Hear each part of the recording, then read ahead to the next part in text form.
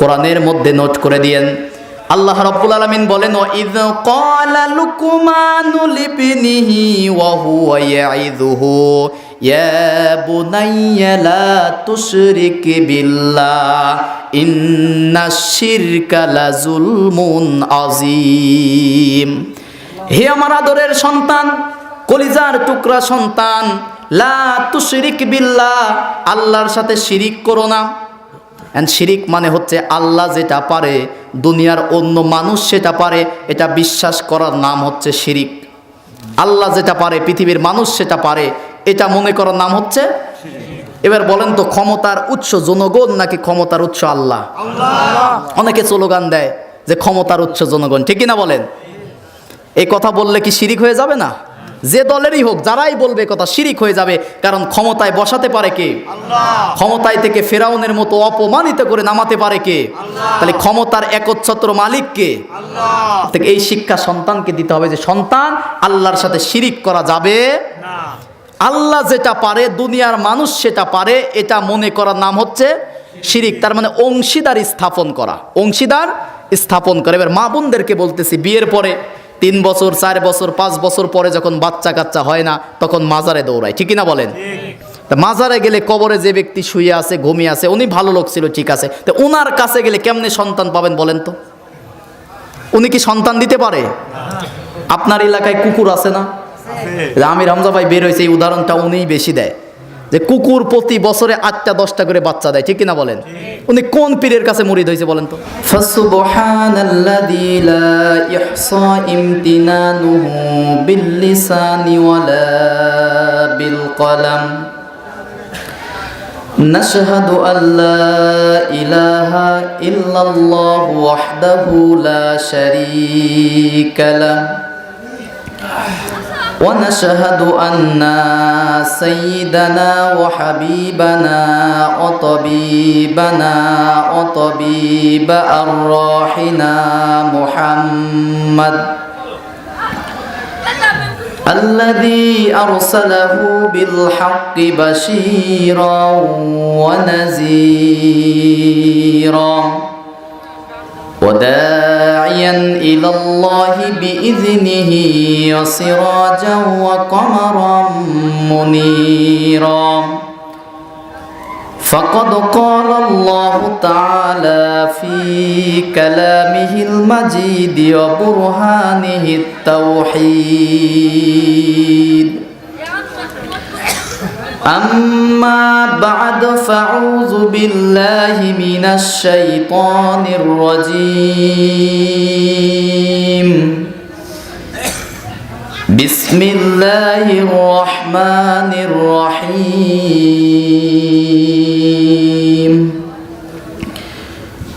وما أرسلنا من قبلك إلا رجالا نوحي إليهم فاسألوا أهل الذكر إن كنتم لا تعلمون إلى آخر آية أو كما قال عليه الصلاة والسلام.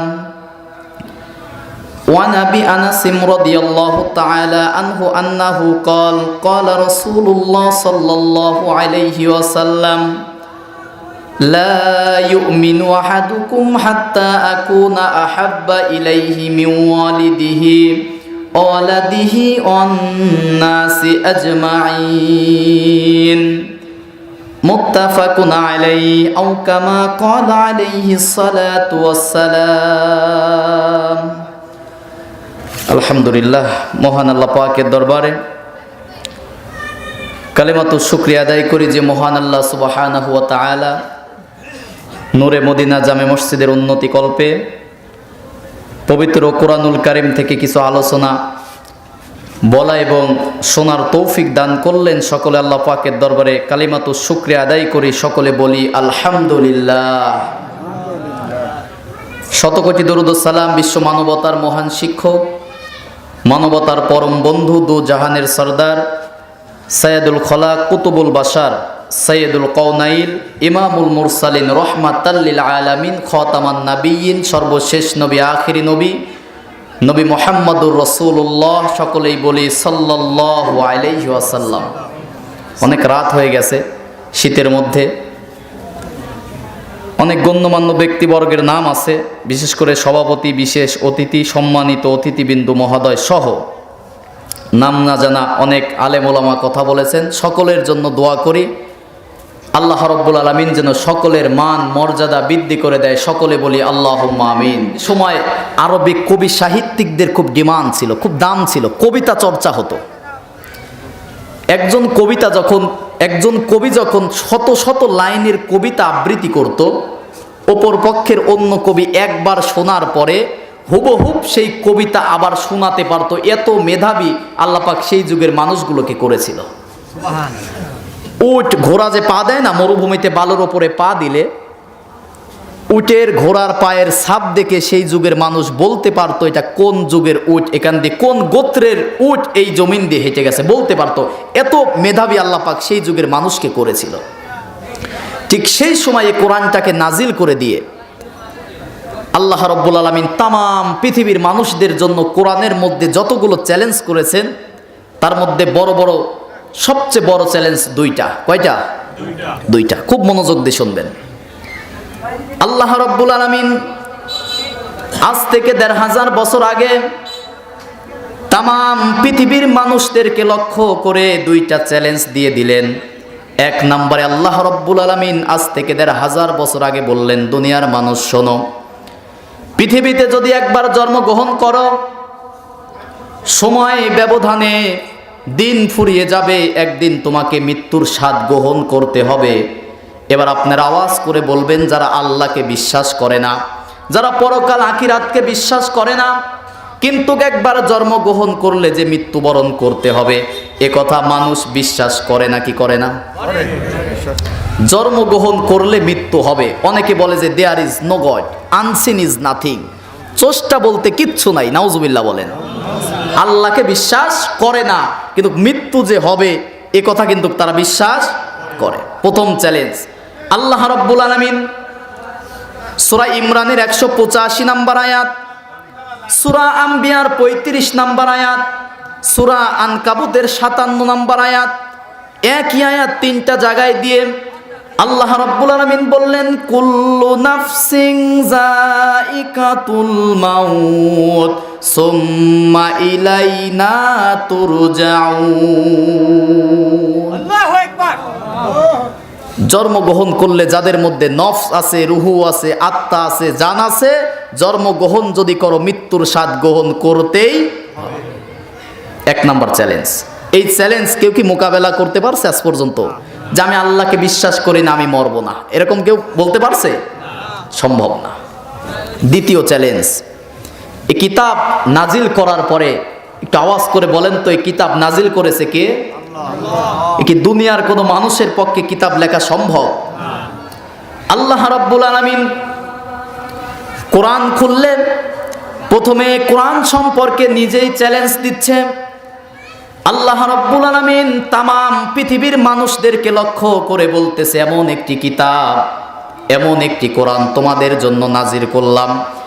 জালিকাল কিতাবু লা রাইবা ফিহি হুদাল লিল মুত্তাকিন।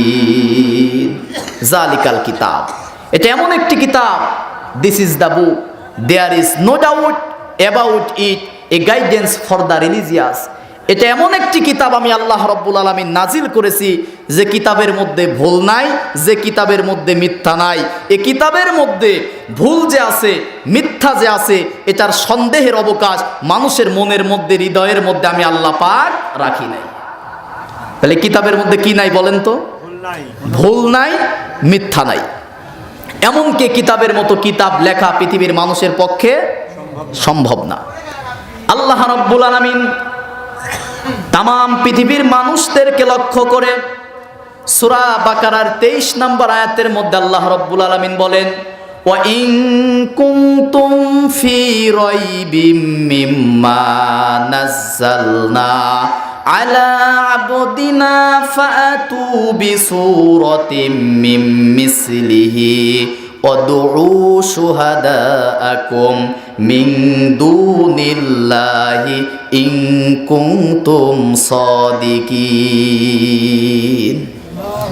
আল্লাহ রাব্বুল আলামিন বলেন, এটা এমন একটি কিতাব, এমন একটি কোরআন তোমাদের জন্য নাজিল করলাম যে কিতাবের মতো কিতাব লেখা কখনো সম্ভব কখনোই সম্ভব নয়। আল্লাহ রাব্বুল আলামিন সূরা বনী ইসরাইলের 88 নম্বর আয়াতের মধ্যে আরো সহজ করে দিচ্ছে। আল্লাহ রাব্বুল আলামিন বলতেছেন, কুল্লা ইনজিতামাতিল ইনসু ওয়াল জিন্নু আলা আইয়াতু বিমিসলি হাযাল কুরআন লা ইয়াতুনা বিমিসলিহি ওয়ালাউ কানা বা'দুহুম লিবা'দিন যাহিরা। আল্লাহ পাক বলতেছেন, কুল্লা ইনজিতামাতিল ইনসু ওয়াল জিন্নু, যদি পৃথিবীর কোনো জিন এবং পৃথিবীর মানুষ, কয় জাতির কথা বলেন, কয় জাতির কথা? জিন এবং ইনসান তথা মানুষ এবং জিন জাতি তারা যদি উভয় দল এক হয়, আল্লাহ পাক বলতেছেন কোরআনের মতো তো কোরআন লেখা সম্ভব না। তবে শোনো, জিন জাতি এবং মানুষ জাতি বুদ্ধিজীবী যারা আছে এরা যদি একত্রিত হয়ে যায়, আইয়াতু বিমিসলি, মিসলি শব্দের শাব্দিক অর্থ হচ্ছে সামান্য। কি বলেন তো? সামান্য। আল্লাহ পাক বলতেছেন, একদম সরল অর্থ দেখেন, আইয়াতু বিমিসলি, কোরআনের মতো সামান্য, হাযাল কোরআন, এই কোরআন, লা ইয়াতুনা বিমিসলিহি, তারা কখনো সামান্য পরিমাণ রচনা করতে পারবে না। তাহলে জিন এবং ইনসানও যদি একত্রিত হয়, এই কোরআনের মতো কোরআন লেখা কিন্তু দুনিয়ার মানুষের পক্ষে সম্ভব না। যতগুলো আয়াত বললাম, 1 নাম্বার শিক্ষা, কোরআনের মধ্যে ভুল নাই, মিথ্যা নাই। বুঝতে পারতেছেন তো কথাগুলো? 2 নম্বরে, কোরআনের মতো কোরআন, জিন ইনসান যদি একসাথেও হয়, কোরআনের মতো কোরআন লেখা কোশ্চিনকালে সম্ভব না। এবার আসুন, আল্লাহ পাক তাহলে কোরআন কেন নাজিল করলো জানার দরকার আছে না নাই? আল্লাহ রাব্বুল আলামিন বলে, আলিফ লাম রা কিতাবুন আনজালনাহু ইলাইকা লিতুখরিজান নাসা মিনাজ যুলুমাতি ইলান নূর বিইজনি রাব্বিহিম ইলা সিরাতিল আজিজিল হামিদ। আল্লাহ রাব্বুল আলামিন বলেন, আলিফ লাম রা হরফে মুকাত্তাআত, এটাকে লক বলা হয়। এটার অর্থ একমাত্র কে ভালো জানে? আর আল্লাহ যদি রাসূলকে জানাতো তবেই মাত্র জানতো।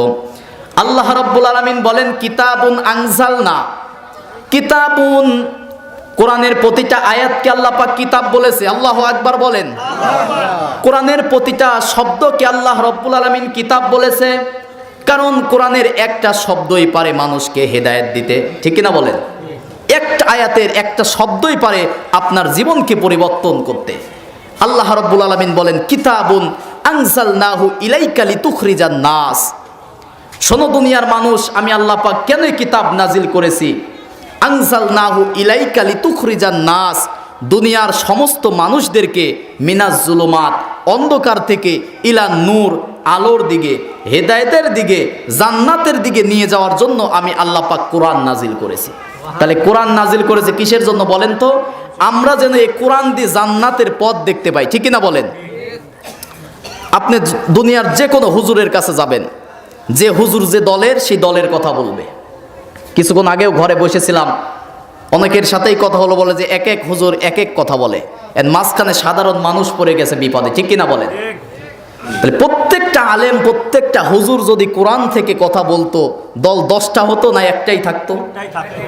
আল্লাহ পাক বলতেছেন, কিতাবুন আনজালনাহু ইলাইকা লিতুখরিজান নাস, আমি পৃথিবীতে নাজিল হয়েছি এই কারণে যে দুনিয়ার মানুষদেরকে অন্ধকারের পথ, অন্ধকার বলতে মানুষের তৈরি করা নিয়ম নীতি, মানুষের তৈরি করা পথ, মানুষের তৈরি করা নিয়ম কানুনকে অন্ধকার বলেছে।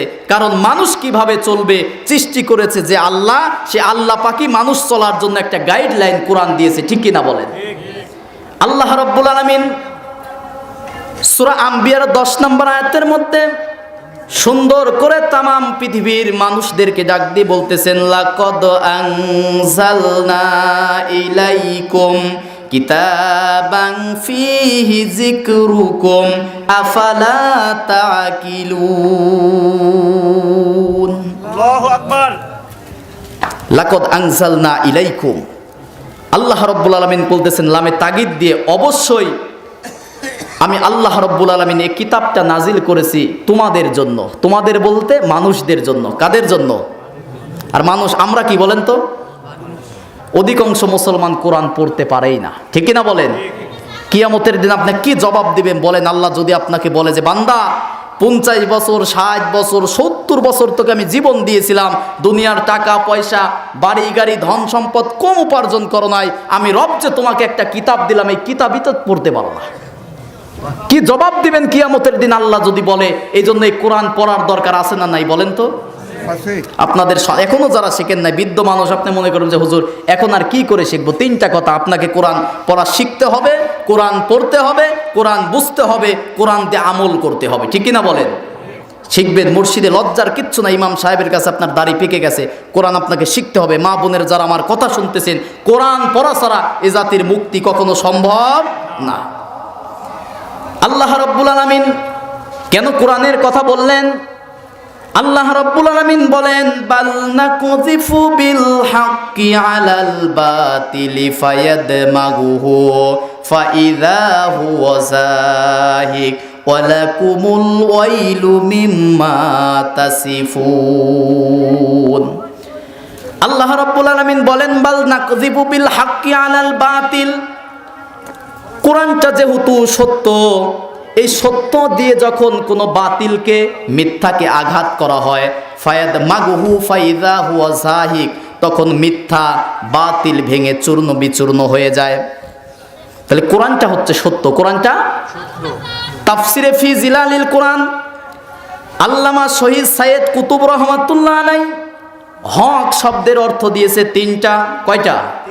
3টা। 1 নম্বরে হকের অর্থ হচ্ছে হক মানে কোরআন। 2 নম্বরে হকের অর্থ দিয়েছে হক মানে হচ্ছে ইসলাম। 3 নম্বরে হকের অর্থ দিয়েছে হক মানে হচ্ছে ঈমান। কয়টা অর্থ বললাম? 1 নম্বরে হক মানে হচ্ছে কোরআন, 2 নম্বরে ইসলাম, 3 নম্বরে ঈমান। আল্লাহ রাব্বুল আলামিন সূরা নিসার 122 নম্বর আয়াতের শেষের দিকে আল্লাহ রাব্বুল আলামিন বলতেছে, নমান আসদাকু মিনাল্লাহি কিলা, আমি আল্লাহর চেয়ে কি সত্য কথা কেউ বলে নাকি? বলেন, আল্লাহর চেয়ে সত্যবাদী কেউ আছে? আর আল্লাহর মুখের কালামের নামই হচ্ছে কোরআন, ঠিক কিনা বলেন? টোটাল আল্লাহর কথা, গোটা কোরআনের মধ্যে আল্লাহ পাক সম্পূর্ণ আল্লাহর নিজের কালাম তার মুখের কথা দিয়ে পরিপূর্ণ করে দিয়েছে, বলে সুবহানাল্লাহ। 1 নম্বরে হক সত্য মানে হচ্ছে কোরআন। তার আরেকটা দলিল সূরা আনআমের 115 নম্বর আয়াত। আল্লাহ রাব্বুল আলামিন বলেন, ওয়াতাম্মাত কালিমাতু রাব্বিকা সিদকাও ওয়া আদলা লা মুবাদ্দিলা লিকালিমাতিহি ওয়া হুয়াস সামিউল আলিম। আল্লাহু আকবার বলেন। আল্লাহ রাব্বুল আলামিন বলেন, ওয়াতাম্মাত কালিমাত, হে নবী আপনি বলুন তাম্মাত মানে পরিপূর্ণ, অতাম্মাত কালিমাত রব্বিকা, আপনার রবের কালাম যা আছে যতটুকু আছে, 1 নম্বরে সিদক সত্য দিয়ে আমি আল্লাহ পাক পরিপূর্ণ করে দিয়েছি, বলে সুবহানাল্লাহ। অতাম্মাত কালিমাত, হে নবী আপনি বলেন তাম্মাত পরিপূর্ণ, রব্বিকা সিদক, আপনার রবের যে কথা আছে বিসমিল্লাহর বা থেকে নাসের সিন পর্যন্ত সব আমি আল্লাহ পাক সত্য দিয়ে পরিপূর্ণ করে দিয়েছি। ও আদলা, 2 নম্বরে কোরআনের মধ্যে যা আছে যতটুকু আছে আমি আল্লাহ পাক ন্যায় দিয়ে পরিপূর্ণ করে দিয়েছি, বলে সুবহানাল্লাহ। তাহলে কোরআনের মধ্যে ভুল নাই, মিথ্যা নাই, আছে কি? বলেন কি আছে? সত্য। কি আছে? কোরআনের সবকিছু কি বলেন তো? সত্য। যাই হোক, রাত অনেক হয়ে গেছে, আলোচনা শেষের দিকেই নিয়ে আসবে ইনশাল্লাহ। তাহলে কোরআন সম্পর্কে আমাদের ধারণা হয়ে গেছে যে কোরআনের মতো কোরআন লেখা পৃথিবীর মানুষের পক্ষে সম্ভব না। কোরআনের মধ্যে ভুল নাই, মিথ্যা নাই, কোরআনের মধ্যে যা আছে যতটুকু আছে আল্লাহ রাব্বুল আলামিন সত্য দিয়ে পরিপূর্ণ করে দিয়েছে, বলে সুবহানাল্লাহ। তাহলে 1 নম্বরে যে হকের অর্থ বললাম যে কোরআন, কোরআন সত্য প্রমাণ হলো, ঠিক না? এবার 2 নম্বরে কি বলছিলাম বলেন তো? ইসলাম। কি বলছিলাম? ইসলাম। আল্লাহ রাব্বুল আলামিন সূরা ইমরানের 19 নম্বর আয়াতের মধ্যে সুন্দর করে বলে দিচ্ছে, ইন্নাদ-দীনা ইনদাল্লাহিল ইসলাম। আমি আল্লাহর কাছে মনোনীত দল, মনোনীত ধর্ম, মনোনীত তরিকা, মনোনীত মাযহাব, মনোনীত পথ, তার নাম হচ্ছে ইসলাম। কি নাম? ইসলাম। আল্লাহ রাব্বুল আলামিন ইমরানের 85 নম্বর আয়াতের মধ্যে আবার বলতেছেন, ওমাইয়াবতাগি গায়রাল ইসলামি দীনান ফালাই ইকবালা মিন ওয়া হুয়া ফিল আখিরাতি মিনাল খাসিরিন। আল্লাহ পাক বলতেছেন, ওমাইয়াবতাগি গায়রাল ইসলাম, আর যদি কোনো ব্যক্তি, এবতাগি মুজারে বর্তমান, ভবিষ্যৎ, প্রেজেন্ট, ফিউচার, গয়র মানে ব্যতীত, ইসলাম মানে ইসলাম, ইসলাম ব্যতীত কোনো ব্যক্তি যদি আমি আল্লাহর কাছে ইবাদত করে আসতে চাই, কি ব্যতীত? কি ব্যতীত বলেন? আপনার মন মতো যদি জীবন ব্যবস্থা তৈরি করেন, আল্লাহ গ্রহণ করবে? আল্লাহ পাক বলতেছেন যে আমি আল্লাহর কাছে 19 নম্বর আয়াতে বলি, ইন্নাদ-দীন ইনদাল্লাহিল ইসলাম। আমি আল্লাহর কাছে মনোনীত দল, মনোনীত ধর্ম, মনোনীত তরিকা, মনোনীত মাযহাব, মনোনীত পথ, মনোনীত মত, একমাত্র তার নাম হচ্ছে ইসলাম। 85 নম্বর আয়াতের মধ্যে বলতেছেন, ওমাইয়াবতাগি গায়রাল ইসলামি দীনা, যদি কোনো ব্যক্তি ইসলাম বাদ দিয়ে দিন, ধর্ম, তরিকা, মাযহাব অনুসরণ করে, ফালাই ইকবালা মিন, তাদের কোনো কিছুই আমি আল্লাহ কবুল করব না। ওহুয়া ফিল আখিরাতি মিনাল খাসিরিন, আর যারা ইসলাম বাদ দিয়ে জীবন ব্যবস্থা নিজের মন মতো ইবাদত করে আমি আল্লাহর কাছে আসতে চাইবে, কবুল তো হবেই না, এই মানুষগুলো সবচেয়ে বেশি ক্ষতিগ্রস্ত হবে। ফিল আখিরাতি মিনাল খাসিরিন, আখিরাতে সবচেয়ে বড় ক্ষতিগ্রস্ত হবে। এবার যদি আখিরাতে যদি আপনি ক্ষতিগ্রস্ত হয়ে যান, আর কি কোনো বাঁচার সুযোগ থাকবে? না। এই জন্য একমাত্র মানতে হবে কি বলেন তো? ইসলাম। মানতে হবে কি? ইসলাম। তাহলে হকের 1 নম্বরে গেল হচ্ছে কোরআন, 2 নম্বরে হকের অর্থ হচ্ছে ইসলাম, 3 নম্বরে হকের অর্থ হচ্ছে ঈমান। আপনার মধ্যে যদি ঈমান থাকে, আয়াতটা দিয়েই শেষ করে দেব। আল্লাহ রাব্বুল আলামিন বলেন সূরা আনফালের 2 নম্বর আয়াতের মধ্যে, ইন্নামাল মুমিনুনাল্লাযীনা ইযা যুকিরাল্লাহু ওয়াজিলাত কুলুবুহুম ওয়া ইযা তুলিয়াত আলাইহিম আয়াতুহু যাদাতুহুম ঈমান ওয়া আলা রাব্বিহিম ইয়াতাওয়াক্কালুন। আল্লাহু আকবার বলেন। আল্লাহ রাব্বুল আলামিন বলেন, ইন্নামাল মুমিনুন, নিশ্চয় মুমিন হচ্ছে তারা, ওয়াজিলাত কুলুবুহুম, যাদের সামনে যখন কোরআন থেকে তুলিয়াত আলাইহিম আয়া, যখন কোরআনের আয়াত তেলাওয়াত করা হয়, ওয়াজিলাত কুলুবুহুম, তাদের কলবটা আল্লাহর ভয়ে কেঁপে ওঠে। আল্লাহু আকবার বলেন। তাফসিরে কাবীর আল্লামা ফখরুদ্দিন রাজি রহমাতুল্লাহ আলাইহি ওয়াজিলাতের 3টা ব্যাখ্যা দিয়েছে। কয়টা? 3টা। কি আপনাদের কি খারাপ লাগতেছে? না। আল্লাহ রাব্বুল আলামিন এই যে ওয়াজিলাত দিয়েছেন, মুফাসসিরে ইকরাম এই ওয়াজিলাতের 3টা ব্যাখ্যা দিয়েছে। আপনার মধ্যে ঈমান আছে কিনা এবার আপনি পরীক্ষা করবেন, আপনি ঈমানদার নাকি বেঈমান। তাফসিরে কাবীরের মধ্যে এসেছে ওয়াজিলাতের 1 নম্বর ব্যাখ্যা হচ্ছে, যখন কোরআনের কথা কোনো মুমিন বান্দা শুনবে, যাদের মধ্যে ঈমান থাকবে, কোরআনের কথা শোনার সঙ্গে সঙ্গে, আল্লাহর বরত্বের কথা শোনার সঙ্গে সঙ্গে তাদের হৃদয়টা আল্লাহর ভয়ে কেঁপে কেঁপে উঠবে। যদি ঈমান থাকে, আল্লাহর কোরআনের কথা, বরত্বের কথা শুনলে কি হবে? কলিজাটা, হৃদয়টা কেঁপে কেঁপে উঠবে। যদি ভুলের মধ্যেও থাকে, অনুশোচনা তার মধ্যে তৈরি হবে, আহারে কোরআনের এই বিধানটা আমি মানতে পারি নাই। আল্লাহর ভয়ে কোরআনের কথা শুনলে 1 নম্বরে যদি সে ঈমানদার হয়, তার অন্তরটা কার ভয়ে কাঁপবে? আল্লাহর ভয়ে। 2 নম্বরে মুফাসসির ইকরাম ব্যাখ্যায় দিয়েছেন, যদি তার মধ্যে ঈমানটি একটু দুর্বল থাকে, কোরআনের কথা শুনলে, আল্লাহর বিধানের কথা শুনলে, আল্লাহর আইন শুনলে, তার গায়ের পশমগুলো আল্লাহর ভয়ে খাড়া হয়ে যাবে। কোরআনের কথা শুনলে কিন্তু কেমন হয়, হয় না মাহফিলে? ওই যে 20-21 তারিখে মাহফিল হবে পাবনা দারুল আমান ট্রাস্টে, যায়েন দেখেন ঈমান কারে কয় আর ঈমান কেমনে বাড়ে, আলোচনা শুনলেই বুঝতে পারবেন। মুমিন যদি কোনো ব্যক্তি হতে পারে, 3 নম্বরে ব্যাখ্যা, কোরআন শোনার সঙ্গে সঙ্গে 3 নম্বরে তাদের মনের মধ্যে, অন্তরের মধ্যে, মুমিনের অন্তরে শান্তি লাগে, ভালো লাগে। এবার বলেন, কোরআন শুনলে আপনাদের ভালো লাগে নাকি খারাপ লাগে? গত সপ্তাহে বলেছিলাম যে ইমানদার যদি হতে চান, মুমিন যদি হতে চান, আপনার ইমান পরিষ্কার, হৃদয় পরিষ্কার করতে হবে। কারণ এই কোরআন যার উপরে নাজিল হয়েছিল, বিশ্ব নবী যখন কোরআন তেলাওয়াত করত, আবু জেহেল শোনার পরে আবু জেহেলের শয়তানি বাড়তো, আর আবু বক্কর শোনার পরে তার ইমান বেড়ে যেত। ঠিক কিনা বলেন? ওর দুইজনই কিন্তু মানুষ ছিল, তাদের মন পরিষ্কার ছিল। আপনার ওই মন মানসিকতা লাগবে যে কোরআনের কথা শুনে আমি ফিরে আসব, হুজুরের কথা শুনে আমি চিন্তা ভাবনা করব, উপলব্ধি করব। আর যদি ভুল ধরার চিন্তা করেন, আল্লাহর কসম এ কোরআন আপনাকে হেদায়েত দিতে পারবে না। কারণ এই কোরআন আল্লাহ পাক দিয়েছে মানুষকে হেদায়েতের জন্য। কিসের জন্য? অনেক আয়াত মনে আসতেছে, এখন ওই দিকে আর যাব না, যেহেতু একটা আলোচনার দিকে দিয়ে শেষ করে দেবে। এই জন্য কোরআনের কাছে আসতে হবে। আমার মা বোনেরা, আগে দেখতাম সকালবেলা মা বোনেরা কোরআন তেলাওয়াত করতে, এখন আর হয় না এগুলো। সমাজ আর দেখেন, কোরআন তেলাওয়াত করতে হবে। এই জন্য 1 নাম্বার, এখান থেকে আমি মূল শিক্ষা, কোরআন সম্পর্কে যে কথাগুলো বললাম, অনেক আয়াত আছে। সূরা ইমরানের 137 নম্বর আয়াতের মধ্যে বলতেছেন হুদাল লিবানি, আল্লাহ পাক বলতেছেন এই কোরআনটাকে হাজা বায়ানুল লিন্নাস ওয়া হুদাও ওয়া মাউইজাতুল লিল মুত্তাকিন, এটা মুমিনদের জন্য স্পষ্ট উপদেশ। সুবহানাল্লাহ বলেন। সুবহানাল্লাহ। সূরা বনী ইসরাঈলের 82 নম্বর আয়াতের মধ্যে আল্লাহ পাক বলতেছে অনুনাজ্জিলু মিনাল কুরআন মা হুয়া শিফা।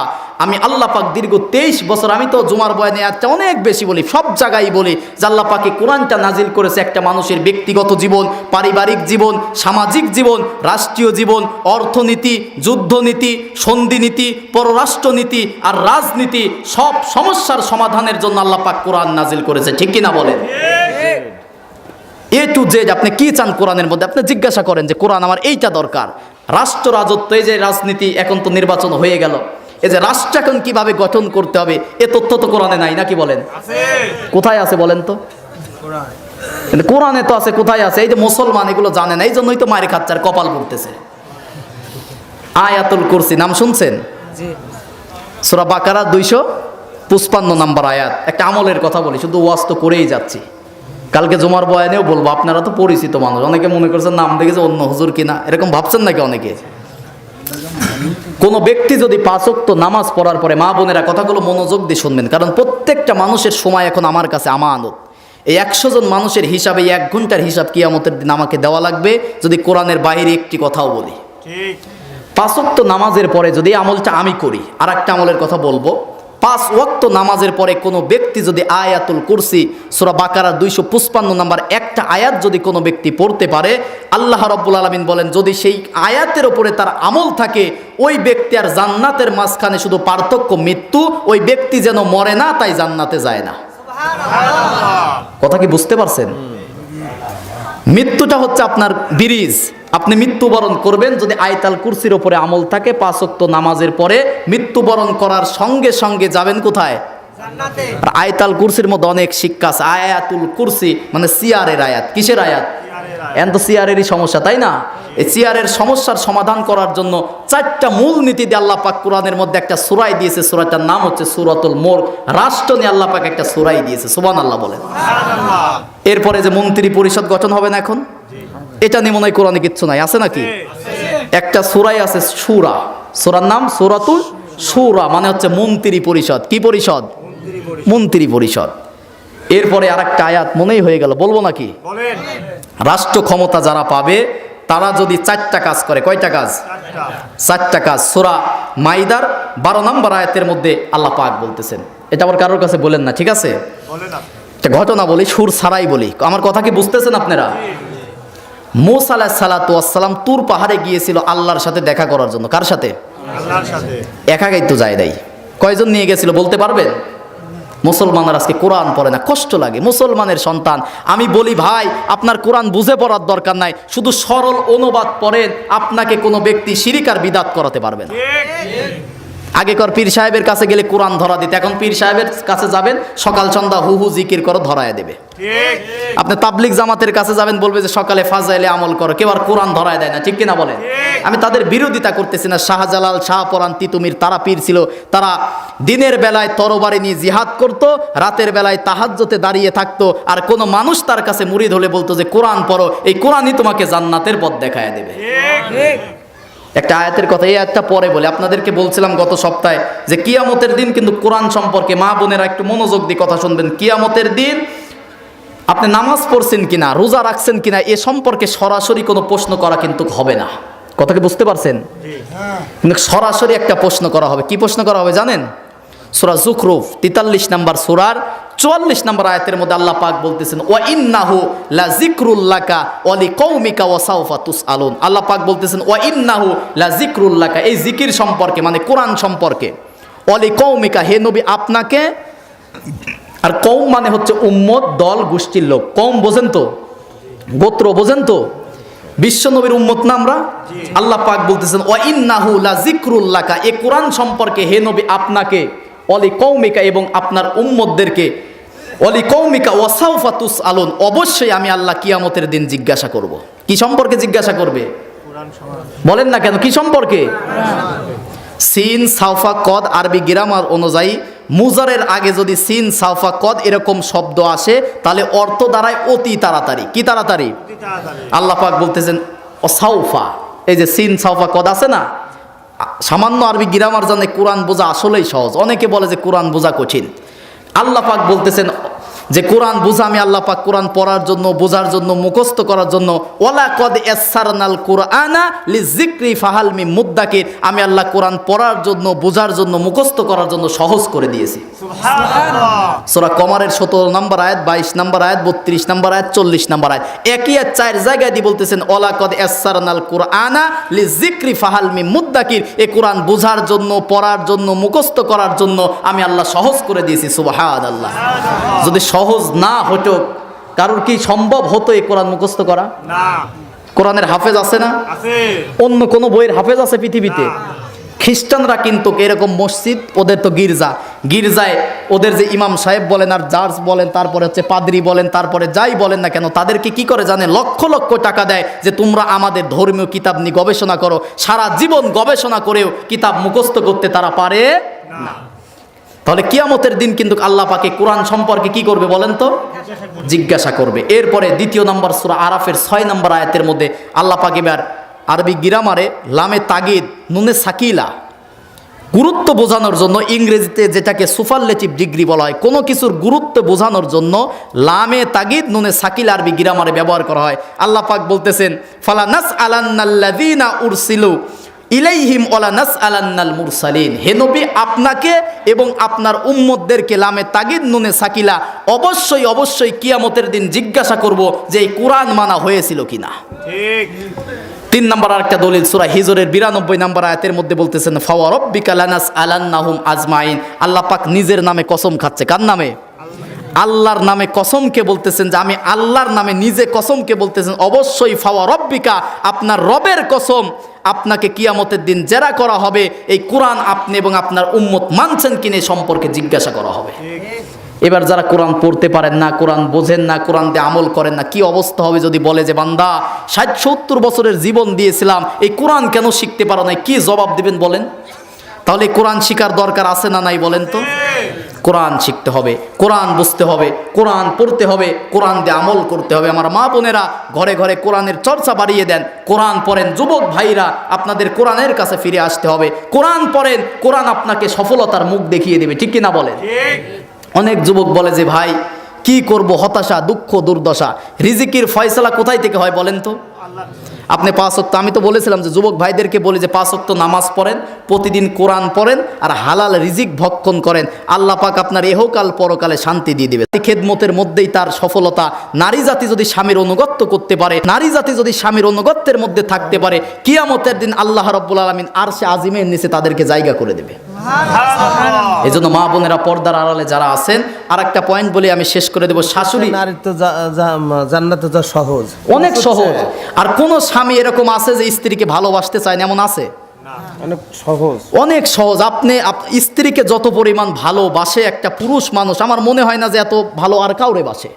কিন্তু স্ত্রীরা এখন এমন যে ইগো, অহংকার, বাবার এই আছে সেই আছে, এটা নিয়ে ওয়েট করে যে এ চলে গেলে এমন কি হবে। কিন্তু আপনার স্বামী যদি আপনার প্রতি, একটা হাদিস মনে পড়ে গেল বলি, রাসূল সাল্লাল্লাহু আলাইহি সাল্লাম বলেছেন কোন স্ত্রী যদি মারা যায় আর স্বামী যদি জীবিত থাকে, স্ত্রী যদি মারা যায়, স্বামী যদি জীবিত থাকে, আর স্বামী যদি সেই স্ত্রীর লাশের পাশে গিয়ে বলে যে আমার স্ত্রীর প্রতি আমি রাজি খুশি ছিলাম, আল্লাহর রাসূল বলেছেন কিয়ামতের দিন এই নারী এই স্ত্রীর আল্লাহ কোনো বিচারও করবে না, হিসাবও নেবে না। স্বামী রাজি খুশি থাকার কারণে ওই নারীকে বিনা বিচারে বিনা হিসাবে আল্লাহ জান্নাত দিয়ে দেবে। সিস্টেম উল্টা নেবান। কোনো স্বামী যদি মারা যায় আর স্ত্রীকে এখন তো বলে যে মাফ করে দাও, নাকফুল খুলে দাও, আছে না এগুলা? এগুলো আর এক ভণ্ডামি। নাকফুল খুলতে হবে কেন? আরেক ভণ্ডামি। ইসলামের মধ্যে এগুলো নাই কো। আপনার স্ত্রী, স্বামী স্ত্রীর সম্পর্ক এটা কিন্তু জান্নাতি সম্পর্ক। কিসের সম্পর্ক? আদম আর হাওয়ার সম্পর্ক কোথায় হয়েছে? জান্নাতের মধ্যে হয়েছে। অনেক লম্বা ঘটনা। কোনো স্বামী যদি মারা যায় আর স্ত্রী যদি স্বামীর প্রতি খুশি থাকে, লাশের সামনে দাঁড়িয়ে যদি বলে আমার স্বামীর প্রতি আমি এখনো খুশি ছিলাম, রাজি ছিলাম, আমার স্বামী আমার প্রতি রাজি খুশি আছে, আল্লাহ পাক বলেন ওই স্বামীকেও আল্লাহ বিচার করবে না, হিসাবও দেবে না, বিনা বিচারে বিনা হিসাবে জান্নাত দিয়ে দেবে। এটা আপনি চিন্তা করে দেখেন, আপনি জান্নাতে যাচ্ছেন নাকি জাহান্নামে যাচ্ছেন। একটু স্ত্রীর কাছে রাত্রি যায় বলবেন যে হুজুর বলছে, আপনি কত কথা বলে আপনি যা শুনে নিয়েন। এবার অভিশপ্ত ধ্বংস হবে 8 প্রকার নারী। কয় প্রকার নারী? আমি হাদিসগুলো শুধু অর্থগুলো মানে অনুবাদগুলো বলে দেয় নাকি বলেন। 1 নম্বরে ধ্বংস হোক ওই সমস্ত নারী যারা চোখের ওপরে লোম ভ্রু পিলাক উঠায়, লোম ওঠে। এই যে ভ্রু আছে না, আছে কি এগুলো? হাজী সাহেবের নাতনি এটা করে। হাজী সাহেব এসে নামাজ পড়তেছে। আমি রামজা কালকে কক্সবাজারে ওয়াজ করতেছে, একটা উদাহরণ দিলাম। এরা 2টার সময় এই ওয়াজ শুনছে কালকে। ও বলতেছে যে হাজী সাহেব তসবিহ নিয়ে জিকির করতে করতে সুবহানাল্লাহ বলে রিকশার এক পাশে বসছে লাতিন, এসএসসি পরীক্ষা দিতে যাচ্ছে, আর এক পাশে তসবিহ নিয়ে পাগড়ি পরে সুবহানাল্লাহ বলতেছে। তা আমির হামজা বলতেছে আমি হুন্ডানি যাচ্ছি। তা হাজী সাহেব বললাম যে তসবিহ নিয়ে আপনি সুবহানাল্লাহ আলহামদুলিল্লাহ জিকির করতেছেন, আপনার লাতিনের যে অবস্থা, ওই পাগড়ি তো আপনি পরা বাদ দিয়ে লাতিনকে পরানো দরকার ছিল। হাজী সাহেব নামাজ পড়তেছে, ওই দিক থেকে নাতিন মোটর সাইকেল চালাচ্ছে, আছে না এরকম? সাইকেল চালাচ্ছে। এখন আমার গ্রামে দেখলাম 2-3টা ঢুকছে যে মোটর সাইকেল নিয়ে কিস্তি তুলছে যায় মেয়েরা। এগুলো দেখলে মনে হচ্ছে বায়োস্কোপ আর সার্কেস এখন জায়গায় জায়গায় শুরু হয়ে গেছে, ঠিক কিনা বলেন? নারী জাতিকে, মা বোনদেরকে ঘরের মধ্যে রাখবেন। মা আয়েশা রাদিয়াল্লাহু তাআলা আনহা তিনি ঘরের মধ্যে থাকার কারণে রাসূলের ঘরে যতদিন সংসার করেছিলেন তার জীবন দশায় 60 লক্ষ হাদিস মুখস্থ করছিল। যেমন তেমন কথা।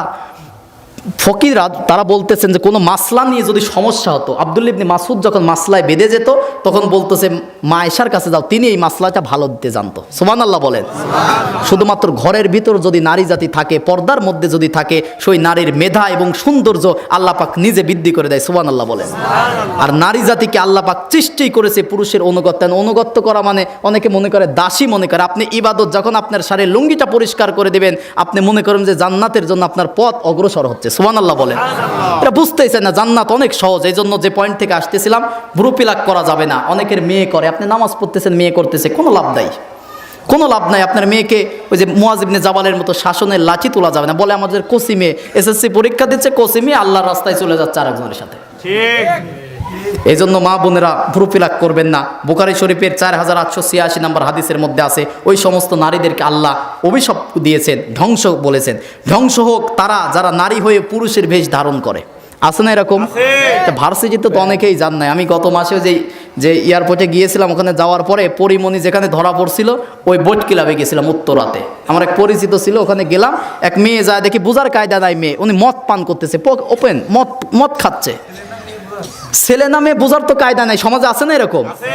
এডওয়ার্ডের আপনি ভার্সিটিতে গেলে, আমি তো রাজশাহীতে থাকি, আপনি ভার্সিটিতে গেলে আরো বুঝতে পারবেন ছেলে কি মেয়ে বুঝতে পারবেন না। সিগারেট খাচ্ছে মেয়ে, সুবহানাল্লাহ বলেন। মেয়ে সিগারেট খাচ্ছে, আপনি বুঝতেই পারবেন না। সুবহানাল্লাহ না নাউজুবিল্লাহ বলবেন, বলেন একটা কিছু। এই জন্য পুরুষের বেশ যারা ধারণ করে এরা জাহান্নামী। এরা কি? 3 নম্বরে ধ্বংস হোক তারা যেসব নারী সুগন্ধি মেখে রাস্তায় বের হয় অন্য পরপুরুষকে খুশি করার জন্য। আপনার সৌন্দর্য উপভোগ করবে শুধুমাত্র আপনার স্বামী। একটা নারীর সৌন্দর্য তার বাপও উপভোগ করতে পারে? বাপ যদি উপভোগ করতে পারতো নারীকে কি বিয়ে দেওয়া লাগতো? কারণ স্বামীর অনুগত্য করা। হাদিস একটা বলি, রাসূল সাল্লাল্লাহু আলাইহি ওয়াসাল্লাম বলেছেন আল্লাহর ইবাদত করা ছাড়া তার কারো ইবাদত করা যাবে না। যাবে? আল্লাহর রাসূল সাল্লাল্লাহু আলাইহি ওয়াসাল্লাম বলেছেন যদি আল্লাহ বাদে অন্য কাউকে সেজদা দেওয়া ইসলামে জায়েজ হতো তাহলে নারীদেরকে বলা হতো তোমরা স্বামীকে সেজদা করো। তাহলে কত গুরুত্ব স্বামীকে দেওয়া হয়েছে আপনি বুঝতে পেরেছেন? থেকে তোমরা বের হইও না, এটা করোনা এসে 2019 সালে বিজ্ঞানীরা বলল। তাহলে সবচেয়ে আগে কোন বিজ্ঞানী বলছে?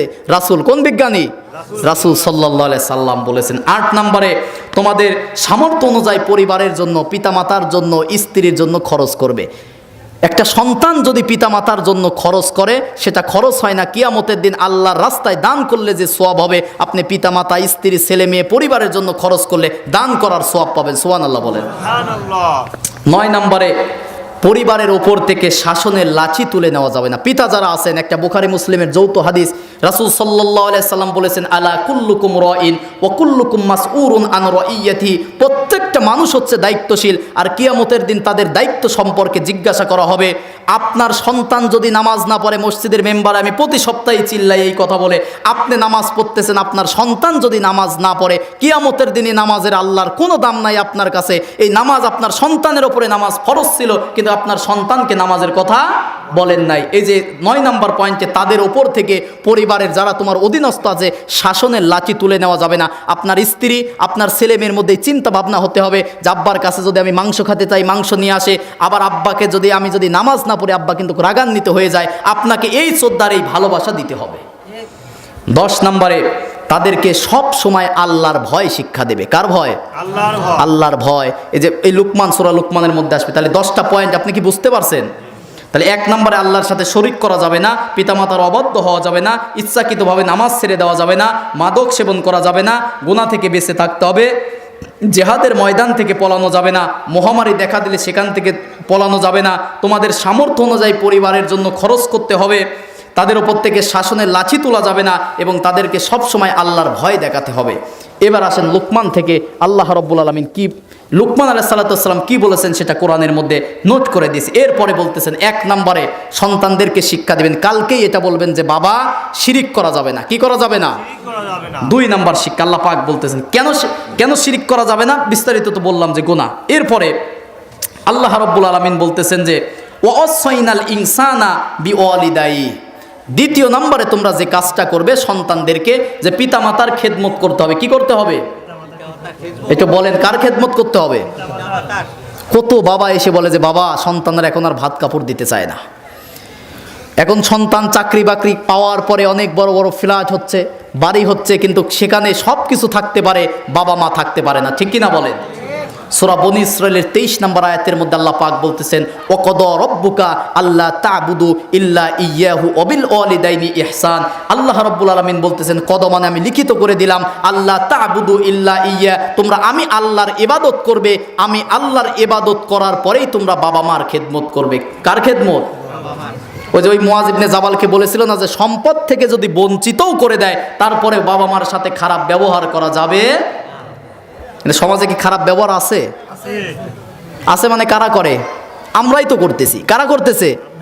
কিন্তু আল্লাহ পাক বলতেছেন, যদি বাবা মার সাথে কোরআনের মধ্যে 3টা বিধানের সাথে রিলেটেড। 1, ও আকিমুস সালাতা ও আতুজ যাকাত, যদি কোনো ব্যক্তি নামাজ কবুল করাতে চায়, সে ব্যক্তি যেন যাকাত প্রদান করে। 2 নম্বরে, ও আতিউল্লাহ ও আতিউর রাসূল, যদি কোনো ব্যক্তি আল্লাহর ইতাত করতে চায়, আল্লাহর ইবাদত করতে চায়, সে ব্যক্তি যেন রাসূলের অনুসরণ করে। 3 নম্বরে, কোনো ব্যক্তি যদি তার ইবাদত আল্লাহর দরবারে কবুল করাতে চায়, সে যেন তার বাবা মার খেদমত করে। তাহলে বাবা মার খেদমত ছাড়া আল্লাহর ইবাদত কবুল হবে? কেন কবুল হবে না? দেখেন আল্লাহ পাক বলতেছেন যে হামালাতুহু উম্মুহু, কেননা তোমার মা তোমাদের জন্য মাসের পর মাস কষ্ট করে। গর্ভ ধারণ করা যে কত কষ্ট, একজন মা ছাড়া পৃথিবীর আর কেউ জানে না।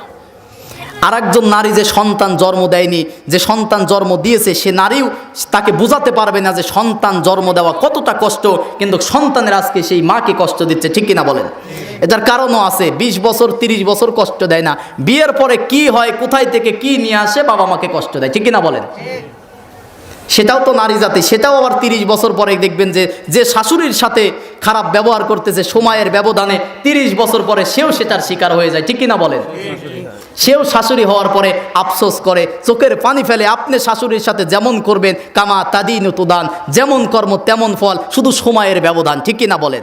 এই জন্য সম্মানিত মা বোনেরা, আপনি যদি আপনার স্বামীর রিজিক বাড়াতে চান, আপনার স্বামীর যদি হায়াত বাড়াতে চান, আপনার স্বামীকে আরও বলবেন পিতামাতার জন্য যেন খরচ করে। কারণ কোনো ব্যক্তি যদি তার পিতামাতার জন্য খরচ করে, আল্লাহ পাক সেই ব্যক্তির হায়াত বৃদ্ধি করে দেয়। আপনার স্বামীকে যদি আপনি ভালোই বাসেন, আপনার স্বামীকে যদি আপনি বাঁচাতেই চান, তাহলে কি পিতামাতার পিছনে খরচ করার কথা স্ত্রীর তো আরো বলা দরকার। ঠিক না বলেন? এই জন্য আমার মা বোনেরা এখন স্বাধীন হতে চাচ্ছে। আমার ভাই কিছুক্ষণ আগে বলেছিল, হুজুর সমাজের মধ্যে তালাক হচ্ছে সবচেয়ে বেশি, এখন তালাক হচ্ছে না? বলতেছে যে হুজুর একটু তালাক নিয়ে কিছু বলেন, তালাক কেন হয় আমি চিন্তা করলাম। একটা কারণ আপনাদেরকে বলি, শুনবেন? রাসূল সাল্লাল্লাহু আলাইহি ওয়াসাল্লাম তার মেয়ে ফাতেমাকে বিবাহ দিয়েছিলেন আলীর সাথে। কার সাথে? আলীর সাথে। আমাদের সমাজে সুপে দেওয়া আছে না? আছে। যে প্রক্রিয়ায় দেয় এটা কিন্তু জায়েজ নাই। রাসূল সাল্লাল্লাহু আলাইহি সাল্লাম এই সুপে দেওয়া, আপনি বোঝার সুবিধার্থে বলতেছি, আলীর হাতে যখন ফাতেমাকে তুলে দিচ্ছিলেন তখন ফাতেমাকে লক্ষ্য করে বলতেছিলেন, এখন তো বলে যে বাবা আমার মেয়েকে দিয়ে দিলাম, দেখে শুনে রাখো, এটাই তো বলে নাকি? নানি হোক, দাদি হোক, বাবা হোক, মা হোক, এটা বলে দেয়। বিশ্ব নবী কি বলতেছে দেখেন, ফাতেমাকে বলতেছে শোনো মা, আলীকে বলতেছে না, ফাতেমাকে বলতেছে শোনো মা, পর্দার আড়ালে আমার মা বোনেরা যারা আছেন গভীর মনোযোগ দিয়ে কথাটা শুনবেন, আমল করার চেষ্টা করবেন। রাসূল সাল্লাল্লাহু আলাইহি সাল্লাম বলতেছেন শোনো মা ফাতেমা, তোমাকে যে আজকে আলীর কাছে তুলে দিচ্ছি, আলী যদি তোমার উপরে রাগান্বিত হয় তোমার কোনো কাজকর্মে, আর এমন অবস্থায় যদি তুমি মৃত্যুবরণ করো, আমি মুহাম্মদ তোমার পিতা তোমার জানাজায় উপস্থিত হব না। কে বলতেছে? নবীজি তার মেয়েকে বলতেছেন যে আলী যদি তোমার উপরে নারাজ হয়ে যায়, এই অবস্থায় যদি তুমি মৃত্যুবরণ করো, আমি মুহাম্মদ তোমার জানাজায় কিন্তু উপস্থিত হব না। আর এখন বাবা মা যদি ঠুনকো কোনো বিষয় নিয়ে কাজকর্ম করেন, একটু রাগারাগি হয়ে গেছে, মাকে ফোন দিয়েছে, ফোন দিয়ে বলতেছে মা এখানে তো ভালো লাগতেছে না, এই সেই, মা ওই দিক থেকে বলতেছে, ভাবি ওই দিক থেকে বলতেছে যে কাপড় চোপড় যা আছে তুই চলে আয়, আর এক জায়গায় বিয়ে দেবো, ঠিক কিনা বলেন? কোনো বাবা মা যদি মেয়েকে বলতো যে যাই হোক মরে গেলেও তোর তার সংসার করা লাগবে, আমার মনে হয় না যে এত তালাক আর সংসার ভাঙতো, ঠিক কিনা বলেন? আওয়াজ বেড়ে গেছে, তার মানে এই রোগটা সমাজে সবচেয়ে বেশি, ঠিক কিনা বলেন? মা বোনদের জন্য কিছু ওয়াজ করা দরকার, কারণ তারা এ দেশের সরকার, ঘুরে ফিরে আসতেছে বারবার, আর পুরুষদের জ্বালায়া পুরাইয়া করতেছে সরকার, ঠিক কিনা বলেন? মহিলাদের জন্য কিছু নসিহত করা দরকার। সুরদি বলতেছে না, সময় নেই, তাছাড়া একটু সুরদি বললে ভালো হতো। আমি মা বোনদের জন্য কাঁচা কাঁচা ভাবে কয়েকটা কথা বলি, যে মা বোনদের জন্য আমি নোট করে আনছি যে 8 প্রকার নারী ধ্বংস। কয় প্রকার? 8 প্রকার নারীকে ধ্বংস। মাঝে আর একটা কথা বলি যে মা বোনদের জন্য, আমি মহিলাদের বিরুদ্ধে বলতেছি না, কারণ আমিও তো একটা মায়ের সন্তান, ঠিক কিনা বলেন? আমারও একটা বোন আছে। আমি তো নারী জাতিকে ভালোবাসি, কারণ তারাই যদি আমার মতো আপনার মতো মানুষকে জন্ম দিয়েছে। নারী জাতি আমার মা আমাকে গর্ভে রেখে নিয়ত করতো যে কোরআনের হাফেজ বানাবো, মৌলানা বানাবো। আজকে যখন আসতেছিলাম, বিশ্বাস করবেন না, এ কথাগুলো বললে সময় নষ্ট হয়, 3 বাড়ি পাড়ি দিয়ে আমার মা আসছে। আমার নিজে দেখ, আমি রাস্তায় এসে গাড়িতে উঠতেছি, তারপরে দেখি আমার মা আসতেছে। বলছি 3 দিন পরে আসবো, যে আমি পাবনা একটু ঘুরে ফিরে দেখবো। আমার মা আসতেছে, বাড়িতে কেউ নাই, আমার মা শুধু একা। আমার আব্বা মারা গেছে 17 সালে। এই 8 বছর যাবৎ আমি আর আমার মার কান্নার কারণে কোরআনের হাফেজ হয়েছে। আর এমন কোনো নামাজ নাই, বিশ্বাস অহংকার, আল্লাহ মাফ করুক, আমি এই কথাগুলো বলি না, এমন কোনো নামাজ নাই যে নামাজের পরে আমি আমার বাবার জন্য দোয়া করি না। এমন সন্তান রেখে যান যে আপনি কবরে থাকবেন কিন্তু আপনার সন্তান আপনার জন্য দোয়া করবে। কারণ পিতা মাতা যদি সন্তানের জন্য দোয়া করে, সরাসরি সেই দোয়া কোথায় যায়? আর সে আজিমে চলে যায়। সিস্টেম উল্টান, কোনো সন্তান, নেক সন্তান যদি পিতা মাতার জন্য দোয়া করে, ওই দোয়াটাও সঙ্গে সঙ্গে আল্লাহ কবুল করে নেয়।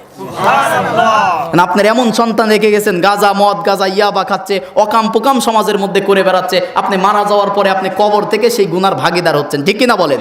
সন্তানকে নেককার সন্তান বানাতে হলে কোরআনের শিক্ষা দিতে হবে। মা বোনদের জন্য 4টা কথা বলি, সব হুজুরই এইটা বলে। 4টা কাজ যদি কোনো নারী জাতি করতে পারে, তার জন্য 8টা জান্নাতের দরজা খুলে দেওয়া হবে। কিয়ামতের দিন বলা হবে যে যাও তোমার ইচ্ছা মতো যে কোনো জান্নাতে তুমি প্রবেশ করো। কয়টা কাজ? আমার মা বোনের, আমি তো মসজিদে বলি, মা বোনদের বলতে পারি না, মা বোনদের কথা কিছু বলি। হাজি সাহেব, মা বোনদের কথা কিছু বলি নাকি? 1 নম্বরে মা বোনেরা নামাজ পড়তে হবে। কি করতে হবে? 2 নম্বরে রমজান মাসে রোজা রাখতে হবে। কি করতে হবে? যদি মা বোনদেরকে বলেন যে মা বোনেরা আপনাকে নামাজ 5 ওয়াক্ত পড়লে হচ্ছে না, 6 ওয়াক্ত পড়া লাগবে, বলবে ঠিক আছে হুজুর, রাজি আছি, 6 ওয়াক্ত পড়বো, কিন্তু পর্দা করব না। ঠিক কিনা বলেন? নামাজ 5 ওয়াক্তর কাছে তাহাজ্জুদ সহ 6 ওয়াক্ত পড়তে চায়, কিন্তু পর্দা করতে চায় না। এরপরে 3 নাম্বার পয়েন্টে এটা তারা সতীত্ব রক্ষা করবে, তার মানে পর্দা পুশিদার মধ্যে থাকবে। 4 নাম্বারে স্বামীর অনুগত্য বলবে। এখন যদি বলেন যে নারী জাতিকে যদি বলেন যে মা বোনেরা রোজা 1 মাস থাকলে হচ্ছে না, 12 মাস রোজা থাকা লাগবে, তারা 12 মাস রোজা থাকতে রাজি আছে, কিন্তু স্বামীর খেদমত করতে রাজি না। একটা ঘটনা মনে পড়ে গেল। স্বামী চা বানিয়ে চায়, স্বামীর পোশাক আশাক ধোয়া লাগে, এই জন্য নারী মনে করে যে আমি তো দাসী হয়ে যাচ্ছি, আমাকে তো দাসত্ব করা হচ্ছে, আমি তো তার গোলামি করতেছি। নারী ভাবলো যে আমি স্বাধীন হতে চাই। আমি ফেসবুকে একটা গল্প পড়েছিলাম, সেই নারী তখন কি করলো, স্বামীর ঘর ছেড়ে দিল, যে দাসীর কাজ করায় স্বামী, সেই দাসীর কাজ ছেড়ে দিয়ে তিনি পড়াশোনা করে বিমানবালার চাকরি পেল। আর বিমান বাহিনীতে বিমানবালার চাকরি যারা করে, আমি গত মাসে গিয়েছিলাম এয়ারপোর্টে, দেখলাম সবচেয়ে সুন্দরী নারীরা বিমানবালার চাকরি পায়। সেখানে যাওয়ার পরে এমনও কাজ করা লাগে, বসের একদিন জুতা পরিষ্কার করতেছে। কি করতেছে? ঠিক সেই সময় জুতার উপরে চোখের এক ফোঁটা পানি পড়ছে সেই নারীর, যে স্বামীর পোশাক যদি কোনো ব্যক্তি ধৌত করে দেয়। আমার একটা নানা আছে পাড়াতে, মানে মার খালু, আমার নানি মারা গেছে, 10-12 বছর হয়ে গেছে। আফসোস করে মাঝে মাঝে বলতেছে, এই 4-5 দিন আগেই কথাটা বললাম, আমি ভাবছিলাম যে এই কথাটা গিয়ে বলবো। পুকুরে গোসল করতে, আজ থেকে 50 বছর আগে পুকুরে গোসল করার পরে ওই নানা সম্পর্কে নানা হয়, ওই নানা যখন তার লুঙ্গিটা পুকুর থেকে ধুয়ে নিয়ে আসতো, নানি রাগান্বিত হতো, রাগ করতো যে আপনি কেন আমাকে সোয়াব থেকে বঞ্চিত করলেন। আফসোস করতো যে আপনার পরনের কাপড়টা আমি ধুইতে পারতাম না। আজ থেকে 20 বছর 30 বছর আগে আমাদের মা বোনেরা আফসোস করতো যে স্বামীর খেদমত কি করে করব, আর এখন স্বামীকে আরো আদেশ করে। ঠিক কিনা বলেন? মশারি লাগানোকে কেন্দ্র করে দেশে তালাক হয়েছে। হাজী সাহেব ফেসবুকে দেখবেন, এই তথ্যগুলো তো আপনারা জানেন না। মশারি কে লাগাবে? দুইজনে অফিস থেকে আসছে, ও বলে আপনি, ও লাগাত, স্বামী বলে যে স্ত্রী লাগাবে, স্ত্রী বলে স্বামী লাগাবে। এটা নিয়ে রাগারাগি মারামারি তালাক পর্যন্ত হয়ে গেছে। কি মিথ্যা ঘটনাগুলো? কিন্তু আগে স্বামীর খেদমত ছিল। স্বামীর খেদমত যদি করতে পারেন মা বোনেরা, আপনার জন্য কিয়ামতের দিন জান্নাতের 8টা দরজা খুলে দিয়ে আল্লাহ পাক বলবেন যে মা বোনেরা তোমাদের যেটা ইচ্ছা, জান্নাতুল ফিরদাউস, দারুল করর, দারুল মাকাম, যেটা ইচ্ছা যে কোনো জান্নাতের মধ্যে আপনি প্রবেশ করতে পারবেন। সুবহানাল্লাহ বলেন। তাহলে 1 নম্বরে 5 ওয়াক্ত নামাজ পড়তে হবে, 2 নম্বরে রমজানে রোজা রাখতে হবে, 3 নম্বরে মা বোনেরা পর্দা সতীত্ব রক্ষা করতে হবে, 4 নম্বরে স্বামীর অনুগত্য, স্বামীর খেদমত করতে হবে। আর একটা ঘটনা মনে পড়ে গেল, আপনাদের মনোযোগ আছে তো? আমি জুমার বয়ানে বলছিলাম যে আমার পাড়াতে একটা তালাক হলো, 6 বছর পরে তালাক হলো। বাচ্চা কাচ্চা হয় না, মেম্বার সাহেব দরবারগুলো বেশি করে। এগুলো বলা দরকার, কারণ সমাজের এই রোগগুলো অনেক বেশি হয়ে গেছে। তালাক হয়ে গেল, অবাক হয়ে গেছি। তালাক দেওয়ার পরে 1 মাস পরে ওই মহিলা দেখি আমার পাড়াতে কিস্তি তুলতে আসছে। একটা এনজিওতে চাকরি নিচে কিস্তি তুলতেছে। স্বামীর বাড়ি কাজ করা কি সে দাসী মনে করতো, এখন কিস্তি চলে অফিসারের সারের মন জোগাচ্ছে, বসের মন জোগাচ্ছে, এটা তার দাসী হয় না। ঠিক না? ও কোরআনের মধ্যে নোট করে দিয়েন, আল্লাহ রাব্বুল আলামিন বলেন, ইয ক্বালা লুকমানু লিবনিহি ওয়া হুয়া ইয়াইযুহু ইয়া বুনাইয়া লা তুশরিক বিল্লাহ ইন্নাশ শিরকা লাযুলমুন আযীম। হে আমার আদরের সন্তান, কলিজার টুকরা সন্তান, লা তুশরিক বিল্লাহ, আল্লাহর সাথে শিরিক করো না। শিরিক মানে হচ্ছে আল্লাহ যেটা পারে দুনিয়ার অন্য মানুষ সেটা পারে, এটা বিশ্বাস করার নাম হচ্ছে শিরিক। আল্লাহ যেটা পারে পৃথিবীর মানুষ সেটা পারে, এটা মনে করার নাম হচ্ছে। এবার বলেন তো, ক্ষমতার উৎস জনগণ নাকি ক্ষমতার উৎস আল্লাহ? অনেকে স্লোগান দেয় যে ক্ষমতার উৎস জনগণ। ঠিক কিনা বলেন? এই কথা বললে কি শিরিক হয়ে যাবে না? যে দলেরই হোক, যারাই বলবে কথা, শিরিক হয়ে যাবে। কারণ ক্ষমতায় বসাতে পারে কে? আল্লাহ। ক্ষমতায় থেকে ফেরাউনের মতো অপমানিত করে নামাতে পারে কে? আল্লাহ। তাহলে ক্ষমতার একচ্ছত্র মালিক কে? আল্লাহ। এই শিক্ষা সন্তানকে দিতে হবে যে সন্তান, আল্লাহর সাথে শিরিক করা যাবে না। আল্লাহ যেটা পারে দুনিয়ার মানুষ সেটা পারে, এটা মনে করার নাম হচ্ছে শিরিক। তার মানে অংশীদার স্থাপন করা, অংশীদার স্থাপন করে। এবার মা বোনদেরকে বলতেছি, বিয়ের পরে 3 বছর 4 বছর 5 বছর পরে যখন বাচ্চা কাচ্চা হয় না, তখন মাজারে দৌড়ায়। ঠিক না বলেন? তা মাজারে গেলে কবরে যে ব্যক্তি শুয়ে আছে, ঘুমিয়ে আছে, উনি ভালো লোক ছিল, ঠিক আছে, তো ওনার কাছে গেলে কেমনে সন্তান পাবেন বলেন তো? উনি কি সন্তান দিতে পারে? আপনার এলাকায় কুকুর আছে না? আমির হামজা ভাই বের হয়েছে, এই উদাহরণটা উনিই বেশি দেয়, যে কুকুর প্রতি বছরে 8টা 10টা করে বাচ্চা দেয়। ঠিক কিনা বলেন? উনি কোন পীরের কাছে মুরিদ হয়েছে বলেন তো? তো কুকুরের যে ঈমান, অনেক মা বোনদের এখন এই ঈমান পর্যন্ত নাই। ঠিক কিনা বলেন? আপনি ভরসা করতে হবে কার কাছে? আল্লাহর কাছে। সূরা সফের 100 নম্বর আয়াত। কয়শো নম্বর আয়াত? 100 নম্বর আয়াত। ইব্রাহিম আলাইহিস সালাতু ওয়াস সালাম দোয়া করতেছে, রব্বি হাবলি মিনাস সলিহিন, হে আল্লাহ আমাকে একটা নেককার সন্তান দাও। কি সন্তান? নেককার সন্তান। দোয়া করতেছে, দোয়া করতেছে, দোয়া করতে করতে করতে করতে বয়স হয়ে গেছে 86 বছর। কত বছর? 86 বছর। 86 বছর বয়সে কি আর সন্তান হওয়ার কোনো সুযোগ আছে? না। কিন্তু আল্লাহ যদি দেয় হবে। 86 বছর পরেও তিনি আল্লাহর প্রতি বিশ্বাস, নবী মানুষ বিশ্বাস ছাড়লে হয় না। তো 2-4 বছর পরে কেন আপনি বিশ্বাস ছেড়ে দিচ্ছেন? এই যে আমি মাঝে মাঝে বলি না আপনাদের, এই যে পাবনাতে দিলরুবা ডাক্তার আছে না? ইনি কিন্তু মেয়েদের জরায়ু বিশেষজ্ঞ, তিনি গাইনি ডাক্তার। সন্তান না হওয়ার চিকিৎসা করে, খোঁজ নিয়ে দেখেন ওনারই সন্তান নেই। সারা জীবন শত শত নারীর চিকিৎসা করেছে, কিন্তু আল্লাহ পাক ওনাকে সন্তান দেয় নাই। সন্তান দেওয়ার একচ্ছত্র মালিককে সূরা মুমিনুনের মধ্যে, আম্বিয়ার মধ্যে বিস্তারিত আছে। আল্লাহ বলে যে আমি ছেলে দেই, আমি মেয়ে দেই, আমি ছেলেও দেই মেয়েও দেই, কাউকে বন্দা করে রাখি। এটা একমাত্র ক্ষমতা কার? আল্লাহর।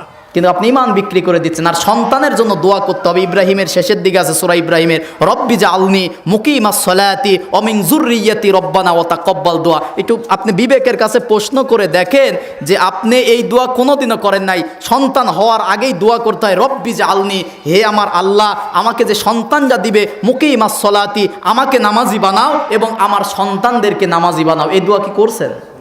নামাজি সন্তান কেমনে হবে?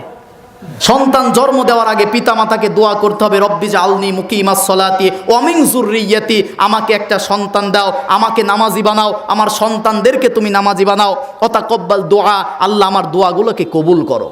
এত দোয়া করবেন তো এগুলো সন্তানের জন্য।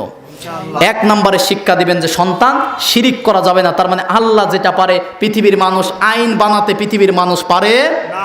আইন দেওয়ার জন্য আল্লাহ পাক কোরআন দিয়েছে, কোরআনের মধ্যে আল্লাহ পাক সব আইন দিয়েছে, ঠিক কি না বলেন? কিভাবে সংসার চলবে, পরিবার চলবে, আপনার স্ত্রীকে চালাবেন, ছেলে মেয়েকে চালাবেন, আপনি ব্যক্তিগত জীবন, পারিবারিক জীবন, সামাজিক জীবন কেমনে চালাবেন, আল্লাহ পাক কোরআনের মধ্যে প্রত্যেকটা বিধানের আইন দিয়েছে, বলি সুবহানাল্লাহ। এক নাম্বার শিক্ষা, শিরিক করা যাবে না। শিরিক নিয়ে আমরা 10টা কথা শুনবো। 2 নম্বরে, শিরিক করলে জান্নাত হারাম। শিরিক করলে জান্নাত হারাম। সূরা মাইদার 72 নম্বর আয়াতের মধ্যে আল্লাহ পাক বলতেছেন, ইন্নাহু মাই ইশরিক বিল্লাহি ফাকাদ হারামাল্লাহ। কোন ব্যক্তি যদি শিরিক, কি বুঝতে পারছেন আপনারা? জি।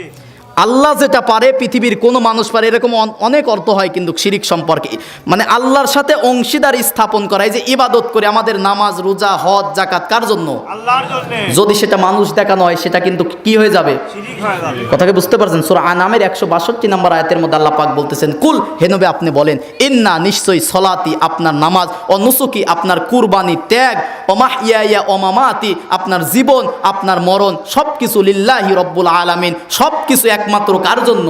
আল্লাহর জন্য। তাহলে আমাদের নামাজ, রোজা, হজ, যাকাত, দান, সদকা, সত্য কথা বলা, ন্যায়ের পথ অবলম্বন করা, ইসলামী আন্দোলন করা, আমার পরিবার, সমাজ, রাষ্ট্রে কোরআন কায়েম হোক, এগুলোর পক্ষে থাকা, সবকিছু কার জন্য করব? আল্লাহর জন্য। কথাকে বুঝতে পারছেন? যদি কোনো ব্যক্তি শিরিক করে তার জন্য কি হয়ে যায়? জাহান্নাম, জান্নাত হারাম হয়ে যায়, তার জন্য জাহান্নাম ওয়াজিব হয়ে যায়। কথা কি বুঝতে পারছেন? অল্প তাড়াতাড়ি শেষ করে দিচ্ছি। 3 নম্বরে, শিরিক করলে আপনার যে ভালো কাজগুলো আছে, এতদিন আপনি 15 বছর, 20 বছর, 40 বছর ইবাদত করছেন, কিন্তু 50 বছর বয়সে আছে আপনি শিরিক করলেন, আপনার 50 বছরের আমলগুলো নষ্ট করে দেবে কে?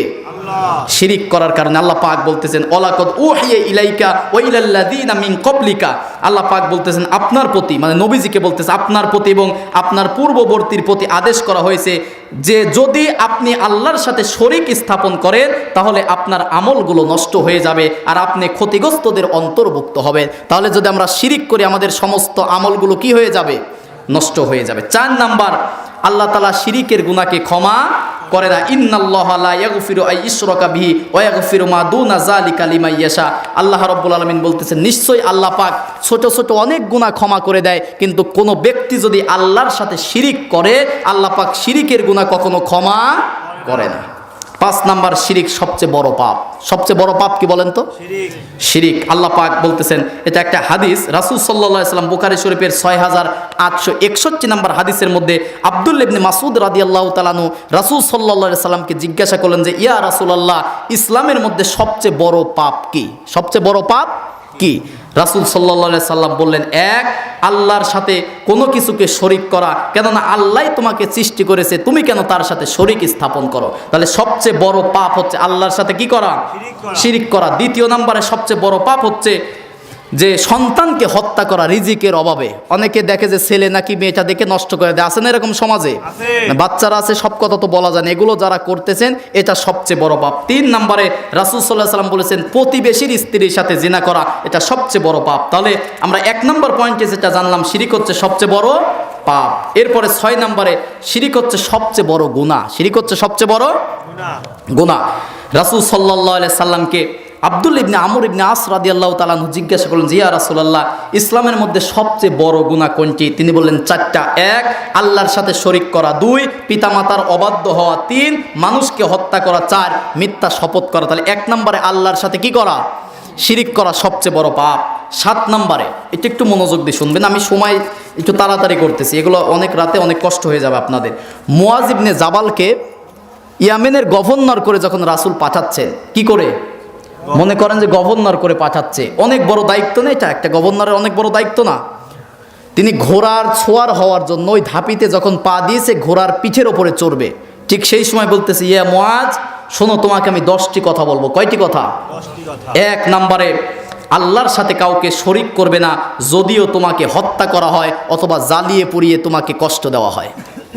কে বলতেছে? রাসূল বলতেছে, মুআজ ইবনে জাবাল, শোনো, তোমাকে যদি হত্যা করা হয়, তোমাকে যদি জ্বালিয়ে পুড়িয়ে দেওয়া হয়, তবুও তুমি আল্লাহর সাথে শিরিক করো না। 2 নম্বরে, কথাগুলো মনোযোগ দিয়েছেন, রাসূল সাল্লাল্লাহু আলাইহি সাল্লামের উপদেশ। আমি মনে করি কোন যুবক ভাইরা যদি এই 10টা পয়েন্ট শুধু আমল করতে পারে, সে আল্লাহর ওলি হয়ে যাবে। সুবহানাল্লাহ। আপনি 10টা পয়েন্ট মিলান। 1 নম্বরে, আল্লাহর সাথে শিরিক করা যাবে না, যদিও আমাদেরকে জ্বালিয়ে পুড়িয়ে শেষ করে দেওয়া হয়। 2 নম্বরে, তুমি তোমার পিতামাতার অবাধ্য হইও না, যদিও তারা তোমাকে তোমার পরিবারের ধন সম্পদ থেকে বঞ্চিতও করে দেয়, তাও বাবা মার সাথে খারাপ ব্যবহার করা যাবে না।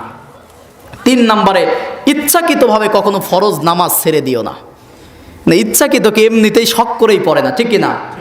যুবক আর একজন যুবককে ডাক দিলে বলে যে প্যান্ট ঠিক নাই, তো 40 বছর বয়স হচ্ছে, যে প্যান্ট কবে ঠিক হবে বলেন তো? এখনো যদি প্যান্ট ঠিক না হয়, কবে প্যান্ট ঠিক হবে বলেন?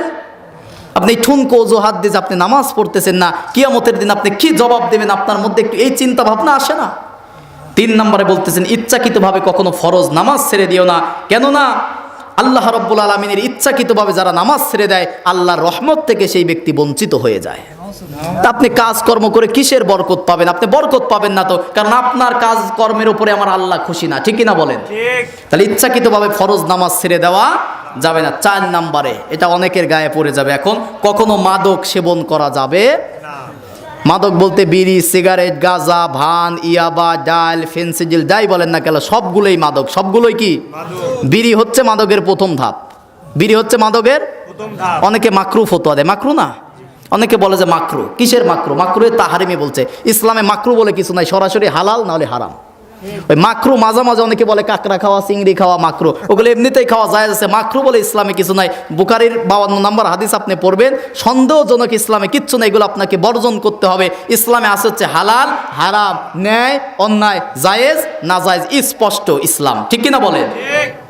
গাঁজা, ভান খাওয়ার প্রথম ধাপ হচ্ছে বিড়ি, সিগারেট, এগুলো বর্জন করতে হবে। ইচ্ছাকৃতভাবে কখনো, ইচ্ছাকৃত এখানে বলতেছে কখনোই মাদন সেবন করা যাবে না, কেননা এটি হলো সকল অশ্লীল কাজের মূল। 5 নম্বরে, রাসূল সাল্লাল্লাহু আলাইহি ওয়াসাল্লাম বলতেছেন সর্বদা গুনাহ থেকে বেঁচে থাকতে হবে। আমার কথা শুনে কি রাগ করতেছেন আপনারা? এটা আমলের কথা বলতেছি। সুর দিয়ে যদি এইগুলো সুর দিয়ে বলতাম, এত কথা বলা যেত না। অল্প সময়ের মধ্যে সুর দিলে এত কথা আসবে না। একটু কাঁচা কাঁচা ভাবে বলি, মোট কথাগুলো আপনি নেন। আমি ভাবছিলাম 10টায় দিলে 2 ঘন্টা একটু সুর টুর দিয়ে ওয়াজ করা যাবে, কারণ মানুষ তো এখন সুরের পাগল হয়ে গেছে। এখন তো সময় তো নাই, শীতের দিন আপনাদের কষ্ট যে অলরেডি 12টা 5 বাজে, ফজরের নামাজ আছে। তাহলে সর্বদা গুনাহ থেকে বেঁচে থাকতে হবে। যে কাজ করলে আপনার গুনাহ হয়, গুনাহ থেকে বেঁচে থাকতে হবে। যুবক ভাইরা এই মোবাইল দিয়ে অনেক গুনাহ কামাই করতেছে তারা, ঠিক কিনা? এই মোবাইলের ওজন অল্প হতে পারে, কিন্তু কিয়ামতের দিন কত অশ্লীল ছবি, নাটক, বান্ধবী, হাই হ্যালো, SMS, এগুলোই সবচেয়ে গুনার মূল এখন, ঠিক কিনা বলেন? এগুলো কিন্তু অনেক উপকার। আমার এর মধ্যে সব কিতাব নোট করা আছে, বুখারী, মুসলিম, তিরমিজি, আবু দাউদ। আমি 1 সেকেন্ডের মধ্যে সব সার্চ দিয়ে নিয়ে আসতে পারবো। আপনি রেফারেন্স দেওয়ার সঙ্গে সঙ্গে কোরআনের আয়াত অনেকে শুয়ে থাকে, আপনি পড়তে পারি। তাহলে এটা কি ভালো কাজে ব্যবহার করা যায় না? অবশ্যই। আপনি যদি এগুলো দেখেন, গান বাজনা, অশ্লীল জিনিসপাতি দেখেন, এগুলো গুনাহ হবে, এটাতে আপনি নেকিও কামাই করতে পারবেন, ঠিক কিনা? এজন্য যুবক ভাইরা সাবধান, সর্বদা গুনাহ থেকে বেঁচে থাকতে হবে। 6, সাবধান, জিহাদের ময়দান থেকে পালাবে না। এটা যেহেতু রাসূলের যুগে জিহাদ ছিল, এখন এটার অর্থ হবে দিন কায়েমের আন্দোলন থেকে পিছু পা সরা যাবে না। 7 নম্বরে, যদিও কোথাও মহামারী দেখা দেয়, সেখান থেকে পালানো যাবে না।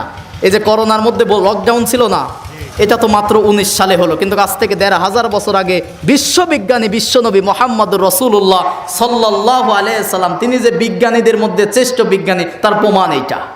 এই হাদিসটা কত বছর আগে? 1500 বছর আগে, 1400 বছর আগের এই হাদিস। আপনার কোনো কাজ কর্মের দ্বারা, আপনার আঘাতের দ্বারা যদি তার নারী জাতির বুকে যদি আঘাত লাগে, কাফফারা দিতে হবে, আপনাকে কাজা কাফফারা আদায় করতে হবে। এত সম্মান দিয়েছে রাসূল সাল্লাল্লাহু আলাইহি সাল্লাম। বলেছেন যে আমি মা খাদিজা, আমাদের মা খাদিজার ঘরে যখন রাসূল সাল্লাল্লাহু আলাইহি সাল্লাম প্রবেশ করতেন, প্রথমেই খাদিজা যে ব্যবহার করতো, সারা জীবনের দুঃখ কষ্ট স্বামী ভুলে যেত। আর এখন সারাদিন কাজকর্ম করে আসে, এসে দেখে তো হয় মোবাইল, নাহলে রিমোট নিয়ে বসে আছে, ঠিক না বলেন? মা বোনেরা স্বামীর খেদমত করবেন। 4 নম্বরে, ওই সমস্ত নারী ধ্বংস হোক যারা শরীরে উল্কি, উল্কি বলতে ট্যাটু, অনেক এখন ছবির ছাপ শরীরের মধ্যে, অনেকে এখন যে কারেন্টে পেন্টিং নাকি করা যায়, এগুলো আল্লাহই ভালো জানে কোন গজব আসতেছে। মা বোনেরা এগুলো থেকে বেঁচে থাকবেন। 5 নম্বরে অভিশাপ তাদের জন্য যে সমস্ত নারীরা পরচুলা লাগায়, আছে না সমাজের মধ্যে? আচ্ছা, ওই সমস্ত নারীরা যারা স্বামীর রোজগারে অসন্তুষ্ট হয়, স্বামীর রোজগারের উপরে খুশি না, স্বামী 10,000 টাকা বেতন পায়, এখানে তার মন ভরে না, বেঁচে থাকার জন্য কিন্তু লক্ষ কোটি টাকার দরকার হয় না, কোটি টাকার দরকার হয়। আর একটা হাদিস বলি, বুখারী শরীফের 29 নম্বর হাদিস। কত নম্বর হাদিস? হাদিসটার ইবারত পড়ে দেখেন। ইবনে আব্বাস রাদিয়াল্লাহু তাআলা আনহু বলেন যে রাসূল সাল্লাল্লাহু আলাইহি সাল্লাম মেরাজ থেকে ঘুরে আসার পরে আমাকে রাসূল সাল্লাল্লাহু আলাইহি ওয়াসাল্লাম বলতেছেন যে আমাকে মেরাজে যাওয়ার পরে আমাকে জাহান্নাম দেখানো হলো। আমি দেখি জাহান্নামের মধ্যে বেশিরভাগই হচ্ছে নারী জাতি। কারা? আমাদের মারা। বেশিরভাগই নারী জাতি, কারণ তারা কুফরি করে। কি কুফরি করে? জিজ্ঞাসা করা হলো তারা কি আল্লাহর সঙ্গে কুফরি করে? রাসূল সাল্লাল্লাহু আলাইহি ওয়াসাল্লাম বললেন যে না, তারা স্বামীর অবাধ্য হয় এবং অকৃতজ্ঞ হয়। তুমি মনে করো তুমি যদি দীর্ঘদিন তার সাথে ভালো ব্যবহার করো, হঠাৎ করে যদি একটু কমতি হয়ে যায়, সে বলে আমি কখনো তোমার নিকট ভালো ব্যবহার পাইনি। বলে না নারীরা এটা? সারা জীবন 30 বছর 40 বছর হয়ে গেছে, 41 বছরের মাথায় দিয়ে বলে তোমার সাথে বিয়ে আমার কপাল পড়ছে, বলে না এরকম? এই হাদিসের কথা এটা যদি কোনো নারী বলে ফেলে, আপনি মনে করবেন যে বুখারী শরীফের 29 নম্বর হাদিস অনুযায়ী ওই নারীকে নবীজি কোথায় দেখে আসছে? জাহান্নামে দেখে আসছে। যে মা বোনেরা, স্বামীর যতটুকু আয় রোজগার আছে এর প্রতি আপনি খুশি হবেন। বুখারী শরীফের 29 নম্বর হাদিস। এরপরে 7 নম্বর, ওই সমস্ত নারী যারা না জেনেই ধারণা করে অন্য একটা নারীর প্রতি মিথ্যা অপবাদ দেয়। 8 নম্বরে, ধ্বংস হোক ওই সমস্ত নারী যারা অন্যের পিছনে সমালোচনা করে, গীবত করে। নারীর মধ্যে সবচেয়ে বেশি গীবতের রোগ। এই যে মহিলা প্যান্ডেলে আছে, অনেকের সাথে দেখা হয়েছে, বলছে ও বউ তোমার ওই ছেলের বেটার বউ ভাত দেয় কিনা, এই করে কিনা, সেই করে আসছে, ও শুনতে এই কথা বলছে, আপনি খোঁজ নিয়ে দেখেন। হয় না এরকম? দেখা হলে আবার বলার বলে যে বউ তোর কাছে যাই বললাম তুই কাউরে বলিস না। আবার সবাই বলে, এটা হালাল করে নেয়, ঠিক কিনা বলেন? যাই হোক, আমি আলোচনা শেষের দিকে যাচ্ছি। এবার আমি লুকমান থেকে মূল শিক্ষাটা আপনাদেরকে বলে শেষ করে দিচ্ছি। সূরা লুকমানের 1 নম্বর শিক্ষা, আল্লাহর সাথে শিরিক করা যাবে না। 2 নম্বরে, বাবা মার সাথে ভালো ব্যবহার করতে হবে। কি করতে হবে? সন্তান শোনো, আমার আপনার পায়ের নিচে যে কার্পেট আছে, মোজা আছে, জুতা আছে, কিন্তু মায়ের পায়ের নিচে ধোলা বালো কিচ্ছু নাই। মায়ের পায়ের নিচে আমাদের জন্য জান্নাত। সুবহানাল্লাহ বলেন। আল জান্নাতু তাহতা আকদামিল উম্মাহাত। রাসূল সাল্লাল্লাহু আলাইহি ওয়াসাল্লাম বলেছেন যে তোমরা যদি জান্নাত পেতে চাও, ওই দয়াল বাবা, পীর বাবা, খাজা বাবার কাছে যাওয়া লাগবে না। যার ঘরে বাবা মা আছে তার ঘরে আল্লাহর জান্নাত আছে। সুবহানাল্লাহ বলেন। আর সূরা বাকারার মধ্যে আসছে, যদি কোনো ব্যক্তি টাকা পায়, ইনকাম করে, সর্বপ্রথম সে যেন তার বাবা মার জন্য খরচ করে। কার জন্য? বাবা মার জন্য। এই জন্য বাবা মার খেদমত করতে। অনেক বাবা মাকে ভাত দেয় না, অনেকে গালিগালাজ পর্যন্ত করে, ফেসবুকে দেন, অনেকে মারধর পর্যন্ত করেছে, জায়গা জমি নিয়ে ভাই বোনের মধ্যে দ্বন্দ্ব লেগে অনেকে মারধর করে। খবরদার, উফি ওয়ালা তানহার হুমা, খবরদার, বাবা মা কষ্ট পায়, উফ বলে এমন শব্দ করেও কোনো কথা বলা যাবে। তাহলে বাবা মার খেদমত করবেন তো ইনশাল্লাহ? আল্লাহর ইবাদত করার পরেই কার খেদমত করতে হবে? আপনি যতই নামাজ পড়েন, রোজা করেন, হজ করেন, জাকাত দেন, বাবা মার খেদমত যদি আপনি না করেন, এগুলোর কোনো দাম আল্লাহর কাছে নাই। 3 নম্বরে, সন্তানদেরকে শিক্ষা দেবেন যে বাবা শোনো, সরিষার দানা পরিমাণও যদি পাপ পুণ্য করো, এটাও কিয়ামতের দিন আল্লাহ তোমাকে দেখাবে। তাহলে এইটা আল্লাহর ভয় সন্তানকে শিক্ষা দিতে হবে, ঠিক কিনা বলেন? বলবেন যে বাবা, ছোট বাচ্চাদেরকে বলবেন যে স্কুলে গিয়ে কারোর কলম নিয়ে এসো না, এটাও কিয়ামতের দিন কে দেখাবে? আল্লাহ। যে সন্তানকে ছোটবেলায় আপনি বলবেন যে বাবা কারোর কাছ থেকে তুমি কলম নিয়ে এসো না, ওই সন্তান বড় হলে কি টেন্ডারবাজি, সাদাবাজি, রাস্তা, ব্রিজ, রজের বদলে বাঁশ দিতে পারবে?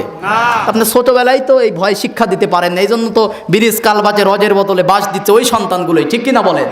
আপনার সন্তানকে শিক্ষা দেবেন যে সরিষার দানা পরিমাণও যদি পাপ করো, পুণ্য করো, আয়াতের মধ্যে আসছে, আমি লম্বা করতেছি না, যে পাহাড়ের চূড়ায় গিয়েও যদি পাপ করো, মাটির মধ্যে সুড়ঙ্গ তৈরি করেও যদি পাপ করো, সেটা কে দেখে? সরিষা পরিমাণ পাপ পুণ্যের হিসাব হবে। 4 নম্বরে সন্তানদেরকে বলতেছি, এ বোনাইয়া, হে আমার সন্তান, নামাজ ছেড়ে দিও না। সন্তানদেরকে বলবেন তো ইনশাল্লাহ?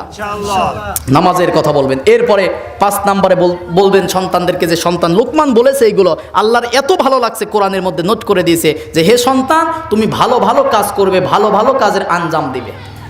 আপনার সন্তান বিপদগামী হয়ে যাচ্ছে, নষ্ট হয়ে যাচ্ছে, আপনার সন্তানকে সাথে করে আপনি মসজিদে নিয়ে আসেন, আপনার সন্তানকে সাথে করে আপনি দিনের কাজ, ইসলামের কাজ, ওয়াজ মাহফিলে নিয়ে আসেন, আপনার সন্তান আল্লাহওয়ালা হবে, ঠিক কিনা বলেন? ছোটবেলায় বলে যে শীতকালে ঘুম থেকে ওঠেন, এই জন্য ফজরের নামাজে নিয়ে আসে না, 12 বছর 14 বছর, তো বড় হলে তো এমনিতেই ঘুমিয়ে থাকবে, ঠিক না? সন্তানকে নিয়ে আসবেন, ভালো ভালো কাজের আঞ্জাম দিতে হবে। 6 নম্বরে, খারাপ কাজ থেকে যেন ফিরে থাকতে পারে এই কথাগুলো পড়তে হবে। 7 নম্বরে, সন্তানদেরকে শিক্ষা দেবেন যে সন্তান শোনো, বিপদে ধৈর্য ধারণ করবে। কি করবে? আপনার সন্তানকে, মিজানুর রহমান আজহারের একটা ভিডিও দেখেন, ভাইরাল আছে, যে নুনের পুতুল করে তুলবেন না, যে কষ্ট করতে পারে এরকম শক্তি আপনি বেঁচে থাকতে তাকে শিক্ষা দিবেন। আমি আজকে গরুর জন্য 2 বোঝা ঘাস কাটছি মেম্বার সাহেব। আল হাবিবু আল কাসিবু হাবিবুল্লাহ, রাসূল সাল্লাল্লাহু আলাইহি সাল্লাম বলেছেন যারা কাজ করে খায় তারা দুনিয়ার কোনো কারো বন্ধু না, সরাসরি আল্লাহর বন্ধু। সুবহানাল্লাহ বলেন। আপনি ভ্যান চালাচ্ছেন, আপনি দুনিয়ার ভ্যান চালাচ্ছেন, আপনাকে ভ্যান চালক বলে, কিন্তু আপনি নিজে যে পরিশ্রম করে খাচ্ছেন এটা কার বন্ধু? আল্লাহর বন্ধু। আল্লাহর বন্ধু। কাজ করে খাবেন, কষ্ট আপনি শিখবেন, আপনার সন্তানকে শিক্ষা দেবেন। আপনার সন্তান বলে আব্বা একটা পটেটো নিয়ে আসেন, প্রথম দিন আপনি নিয়ে এসে দেবেন, আপনি বোঝাবেন যে পটেটো খেতে হলে কষ্ট করতে হয়, আপনি অন্যভাবে পরের দিন নিয়ে এসে দেবেন। আপনার সন্তান এটা যেন বোঝে যে চাইলেই বাবার কাছে কিছু পাওয়া যায় না, কষ্ট করতে হয়। ঠিক কিনা বলেন? অনেকে আদরে আদরে নষ্ট করে ফেলে, অন্যদিকে আর গেলাম না। অনেকেই এই জন্য 20 বছর 25 বছর বয়সে নষ্ট হয়ে যাচ্ছে। আপনার সন্তানকে কষ্ট শিক্ষা দিবেন, আর বিপদে আল্লাহর প্রতি ধৈর্য ধারণ করতে হবে, এই শিক্ষাটা দিবেন। 8 নম্বরে আপনি শিক্ষা দিবেন যে বাবা, অহংকার করে মানুষের সাথে কথা বলো না, অহংকার করে মানুষের দিক থেকে মুখ ফিরিয়ে নিও না। 9 নম্বরে অহংকার করে রাস্তায় পা ফেলো না। এটার এখন অর্থ হবে হচ্ছে অহংকার করে জোরে জোরে মোটর সাইকেল চালিও না। আপনার সন্তানদেরকে এটা আপনাকে বলে দিতে হবে যে সন্তান এখন মোটর সাইকেল উঠলেও তার মানুষ থাকে না। ঠিকই না? ভূতের মতো ছুটতেছে। আপনার উপরে আপনার পরিবার আছে ভরসা করে, যুবক ভাইরা, এই জন্য এগুলো আপনাকে কন্ট্রোল করতে হবে। 10 নম্বরে শেষ শিক্ষা হচ্ছে উচ্চ আওয়াজ করে কারোর সাথে কথা বলা যাবে না, রূঢ় ব্যবহার করা যাবে না, খারাপ ব্যবহার করা যাবে না। আপনি কি বুঝতে পারছেন আমার কথাগুলো? 1 নম্বরে বলে দিচ্ছে, 1 নম্বরে আল্লাহর সাথে শিরিক করা যাবে না, 2 নম্বরে বাবা মার খেদমত করতে হবে, 3 নম্বরে সরিষা পর্যন্ত যদি পাপ পুণ্য করে কিয়ামতের দিন হিসাব হবে, নামাজ কায়েম করতে হবে, ভালো কাজের আদেশ দিতে হবে, খারাপ কাজের নিষেধ করতে হবে, বিপদে ধৈর্য ধারণ করতে হবে, অহংকার করে মানুষের সাথে মুখ ফিরিয়ে নিয়ে কথা বলা যাবে না, অহংকার করে রাস্তায় পা ফেলা যাবে না, উচ্চ আওয়াজে মানুষের সাথে রূঢ় ব্যবহার করে কথা বলা যাবে না। আল্লাহ রাব্বুল আলামিন যেন আমাদেরকে আমল করার তৌফিক দান করে। সকলে বলি আল্লাহুম্মা আমিন।